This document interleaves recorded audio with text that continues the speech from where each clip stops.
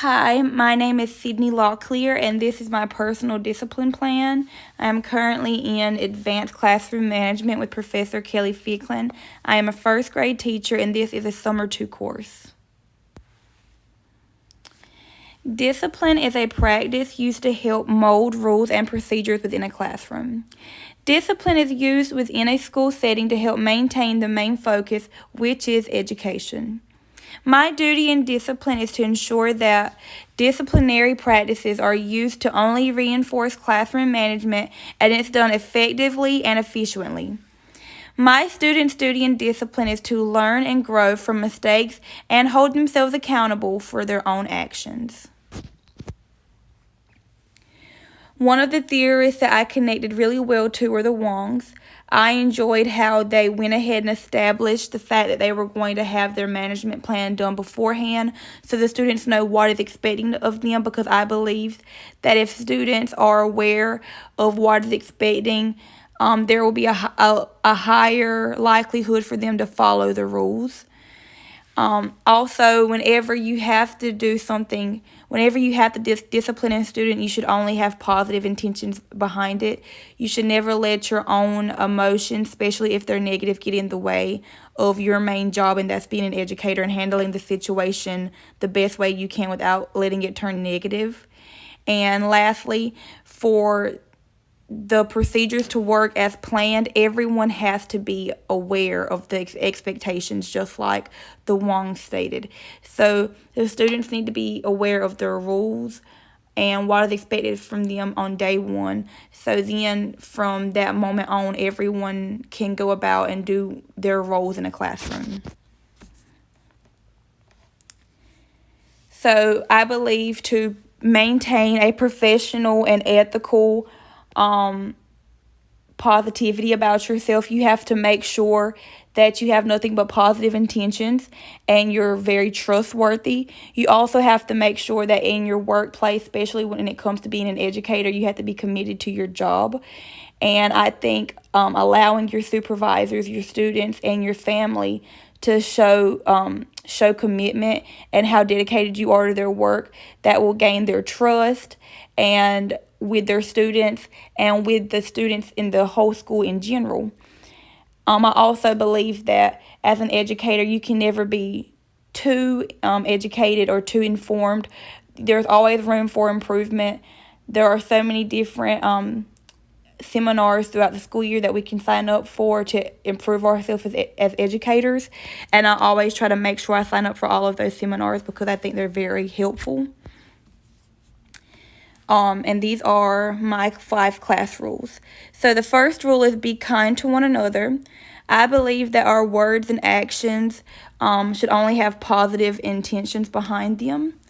The second rule is keep hands and feet to ourselves. Students need to respect each other's bodies and personal space.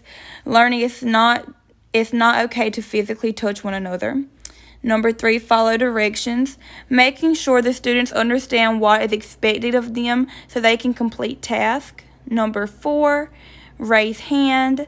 Raising your hand is a great way to get a teacher's attention without making any noise. So raising a hand to use the restroom or to sharpen a pencil or to ask a question or just to get my attention in general. So I won't have to stop a lesson or stop talking to someone else. I can see your hand being raised and you know that you are next in order of me getting that attention too. And then lastly, number 5, pay attention and participate. Learning can only take place if the student is open to learn. Listening and paying attention is key to gaining all needed information.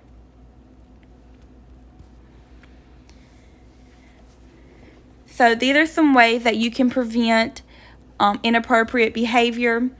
I believe, like I said, going back to the Wongs, that if the expectations are presented to the students from the very beginning, I think that it could reduce a number of problems you may have because it already takes it off the table. Well, I didn't know I couldn't do that. Yes, you did know you couldn't do that. It was already presented to you on this day that you were not allowed to do that. I also think that whenever you are going over certain behaviors with a student, if you let one student get away with it but you don't let another student get away with it, the lines get blurred. And then that's when your word is just not strong anymore. I believe that if you're stern to what you say and you keep that same energy with each student, I think you're gonna have a easier time with those students respecting you and actually following your rules. And another model that I like was the Marshall's model, because I believe that if you teach a student how to respond to things in a responsible and a positive way, that you're going to get a better reaction from them. And lastly, I truly believe that if we respect our students and treat them the way that we would like to be treated ourselves and as educators, our students will open up to us and trust us. And once we can have our students trust us and open up to us, and we can add confidence in our students, I think that will help tremendously with how they behave in a classroom. So in my classroom, I try to make sure that everyone participates and everyone is learning as much as they possibly can. So I always try to make sure right time my students walk in, there's music playing. I have my students walk in, and when they start doing an imagine journal, and they walk in and they start talking about things they can imagine they could do or places they wish they could go, and then we talk about it before class starts, and it really gets them thinking. I also think the more fun your lessons are and the more interactive they are, the more the students will want to participate, because I've noticed a gigantic difference. And whenever I'm going over a lesson that doesn't have that many fun facts, or there's not that many interesting details or photos or videos, I can lose my kids' attention really quick. And but when I notice whenever the lesson is more interactive, and especially if I'm being more interactive with the students, they're really gaining and holding on to all of that knowledge. And I also think it's fun. I try not to do this a lot, but it's not with material things. Like if you do a good job on this activity, or if I get a high participation rate, I will let you guys bring your inflatable bubbles outside to read instead of reading in the classroom. So they're still doing something educational, like going outside and reading. It's on something fun, like our inflatable ottomans, compared to sitting inside. So that really gets them going, and that really motivates them to do the best. So whenever a student is misbehaving in a classroom, I think it's so important to maintain who you are as an educator. Regardless of what that student is doing or how they're responding to you, how you act towards them should never change. So even if a student is acting out, I should never raise my voice or be negative towards them, because it is not my job as an adult and as an educator to go back and forth. That is not what I am supposed to do as a leader of the classroom. Also, I think another way that you can redirect student behavior can be without saying anything at all. So one thing that my students have learned throughout the school year is that I can normally just give one side eye, and with that look alone, they've correlated that look to me not with them losing something, a privilege. So they see that look and they're like, oh no, we have to get it together before Miss Sidney takes away our reading bubble time outside, or let me stop talking. Or something else I'll do is I'll look at them and I'll let them answer the question. I'll go, what are you doing right now that is breaking a class rule? And then they'll sit there, and then they'll realize what they're doing most of the time, and then they'll correct it. And then if they don't realize what they're doing is inappropriate, or they can't call out what they're doing, I will say in a non-negative way, you're doing this. You know that's one of our classroom rules. I would appreciate it if you don't do it.